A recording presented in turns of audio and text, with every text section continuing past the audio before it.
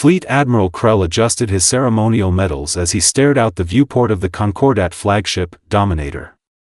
His 4 eyes blinked in sequence, a sign of irritation among the Zorthan species. Behind him, his bridge crew worked in tense silence, monitoring the strange vessel that had appeared at the edge of their scanner range. "Bring them on screen," Krell commanded, his voice like gravel being crushed. "Let's see what fool dares to approach a Concordat battlegroup unannounced."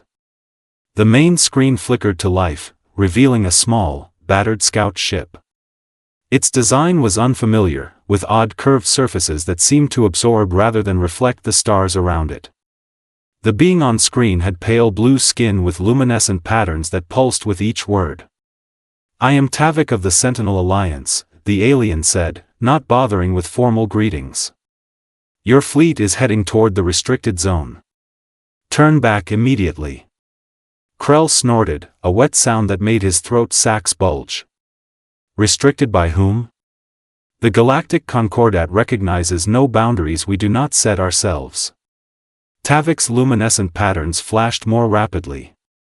"The third planet of the yellow star system ahead. The natives call it Earth. It is not what it appears to be, it's a trap, a death sentence for your kind." The bridge erupted in laughter. Even Krell's mandibles clicked in amusement. "A primitive world concerns you this much? Our scans show minimal technology, no significant space presence." Krell leaned forward. "What could these humans possibly do against the might of the Concordat?" Tavik's voice grew urgent. "They've hidden their true nature for centuries. We monitor them from afar for good reason. They are quarantined." Later that cycle, Krell addressed the Concordat Military Council. The holographic figures of 12 warlords floated around the command table.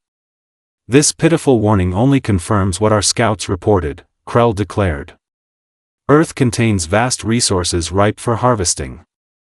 The natives appear technologically stunted, perfect for colonization." General Pax, a veteran of 1,000 conquests, raised a cautious talon. "Perhaps we should send the full invasion fleet? These warnings trouble me." Krell slammed his fist down. "Waste the fuel reserves of 50 ships for what? Some backwater mudball?" He jabbed at the holographic display of Earth. "One battleship, the inevitable Victory, will be sufficient. Captain Lorana is our finest commander." Admiral Venks nodded slowly. "And if this Tavik speaks truth?" Krell's laugh echoed through the chamber. "Then I'll personally apologize to his corpse when we conquer his people next." He waved a dismissive hand. "One ship is all we need for these primitives. Prepare the inevitable Victory for immediate deployment." As the council adjourned, none noticed the blinking message from Tavik, "You have been warned. They are not trapped there. You are being kept away from them. #only one ship?" #Part 2. The approach. Captain Lorana drummed her 6 fingers on the command chair's armrest, her violet skin reflecting the soft glow of the bridge displays. The inevitable Victory sliced through space toward the unassuming blue-green planet. "Status report," she demanded, flicking her antennae forward in anticipation. Lieutenant Dax manipulated the holographic controls with practiced ease. "Scans confirm minimal orbital infrastructure, Captain. Primitive satellites, a small space station. Nothing that poses any threat to our systems." Lorana frowned. "And their communications? Chaotic and unfocused. Radio waves, digital signals, nothing coherent." Dax hesitated. "Though there is something odd about the readings." "Explain." "There are moments when all signals seem to synchronize. Then they return to normal. Probably just scanner errors." Lorana rose from her chair, stalking toward the forward viewport. Earth grew larger by the minute. "Run diagnostics. I want those sensors operating at peak efficiency." "Already did, Captain. 3 times." Dax's voice dropped. The equipment checks out. It's almost as if. As if what, Lieutenant? Lorana snapped. As if they're disguising their technology. Dax looked embarrassed. Forgive me. That's absurd. Lorana nodded. Indeed. Prepare first contact protocols. The standard intimidation package should suffice.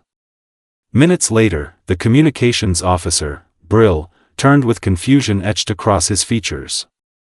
Captain, they're not responding to any of our transmissions. Impossible, Lorana hissed. Blast one of their satellites as a demonstration. The weapons officer, a hulking Narrak named Grex, grinned savagely. With pleasure, Captain. His claws danced across the tactical display. Targeting smallest satellite cluster. Firing. The beam lanced out. And passed through the target as if it weren't there. What in the seven hells? Grex muttered, recalibrating. It's as if. Suddenly, alarms blared across the bridge. Sensor displays lit up like festival lights. Captain. Dax shouted over the noise. The orbital space around Earth, it's changing. Lorana watched in horror as thousands of previously invisible structures materialized around the planet. What they had seen as simple satellites revealed themselves as components of an elaborate defense network. Stealth fields, she whispered. They've been watching us the entire time. A transmission cut through their communications. The voice spoke perfect Concordat standard, each word precise and measured. Galactic Concordat vessel, inevitable victory. You have entered restricted space without authorization. Your weapon's discharge has been noted. This was your only warning. The ship's tactical officer looked up, error in his eyes. Captain. They're targeting us with weapons we can't even identify.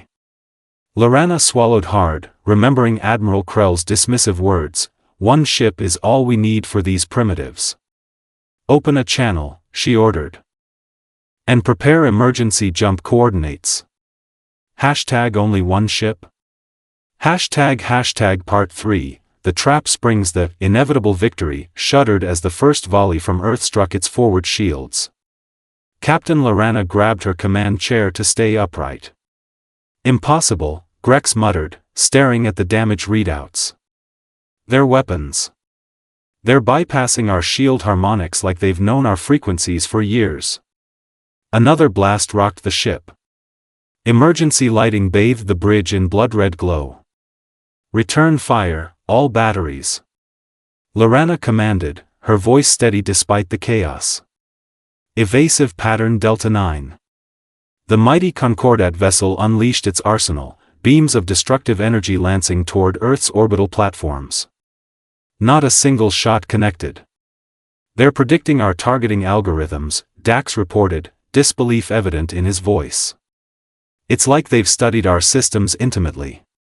The main screen activated, displaying a human female in a crisp military uniform. Her dark hair was pulled back tightly, her expression calm and professional. This is Commander Elena Blackwood of Earth Defense Force. Your vessel has entered restricted space despite our network of warning beacons. Those beacons weren't for our protection, Captain Lorana. They were for yours. Lorana's antennae twitched in shock. How do you know my name? Blackwood's mouth curved into what humans called a smile, but there was no warmth in it. We know everything about the Galactic Concordat. We've been monitoring your expansion for decades. You should have heeded Tavik's warning. Tavik's words flooded back to Lorana, Earth is a trap. The pieces suddenly clicked into horrifying place. You're not quarantined because you're primitive, Lorana whispered. You're quarantined because you're dangerous. Give the captain a prize, Blackwood replied, her tone mockingly cheerful. Earth isn't imprisoned. We're contained. By our own choice. The Sentinel Alliance helped us establish the quarantine 3 centuries ago, after our first contact with alien life went poorly. Another explosion tore through the ship's midsection. The tactical display showed 3 decks exposed to vacuum. Hull breach, decks 7 through 9.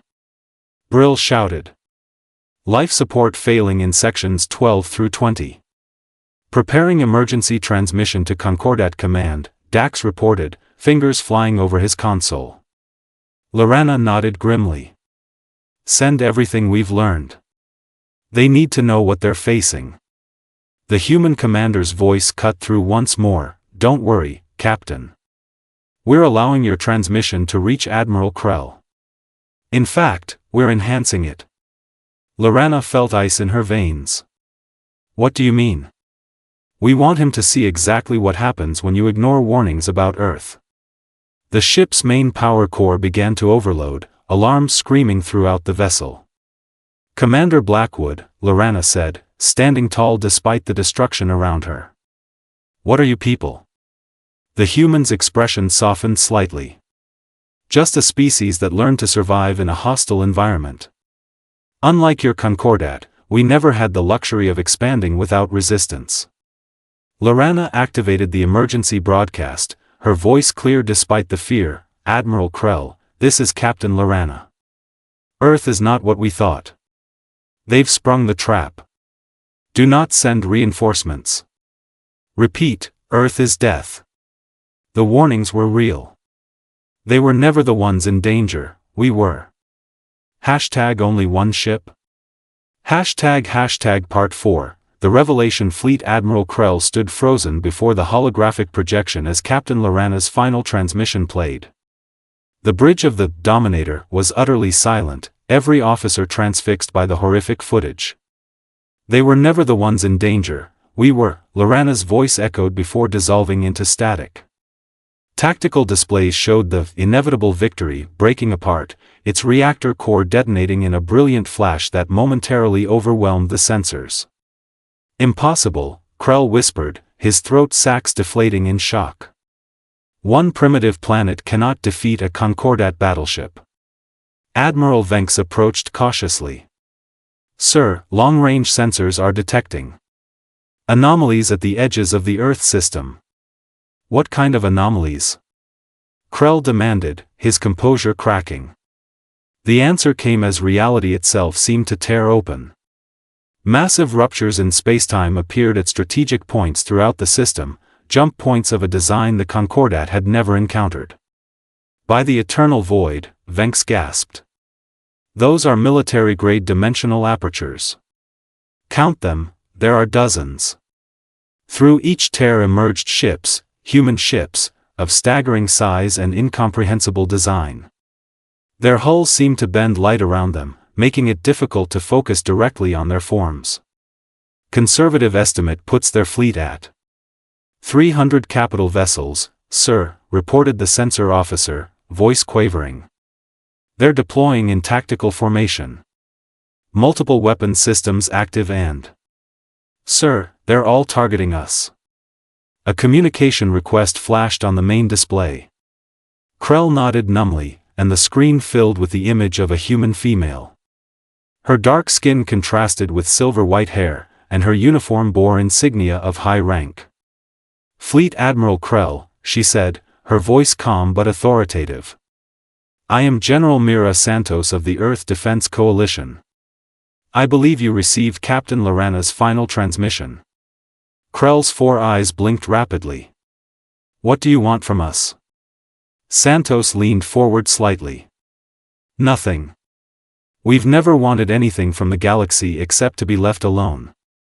For 3 centuries, we've maintained our self-imposed quarantine, with the help of allies like Tavik's people. Self-imposed? Krell echoed. Yes. Humanity's first steps into interstellar space were problematic. We discovered we were more aggressive, more adaptable, and more dangerous than most species. Rather than risk galactic war, we chose containment. The pieces finally connected in Krell's mind. The warnings. The quarantine. It all made terrible sense. You weren't trapped on Earth, he said hoarsely. The galaxy was being protected from you. Santos nodded, a grim smile crossing her face. Precisely. But your Concordat's expansion has forced our hand. We can no longer remain isolated while you consume world after world. One of Santos's officers whispered in her ear. She nodded before addressing Krell again. We've detected your reinforcement fleet preparing to jump. Call them back, Admiral. We've been politely waiting behind our quarantine for centuries. That patience has limits. Krell swallowed hard. And if we don't? Santos's expression hardened. Then you learn the truth Tavik tried to tell you, the quarantine wasn't to keep us in. It was to keep you out. For your own protection. Behind her, the vast human armada moved into attack position, weapons primed and ready to unleash hell upon the Concordat fleet that had foolishly awakened Earth. Krell's hand trembled as he opened the channel to recall his invasion force. One ship had been more than enough.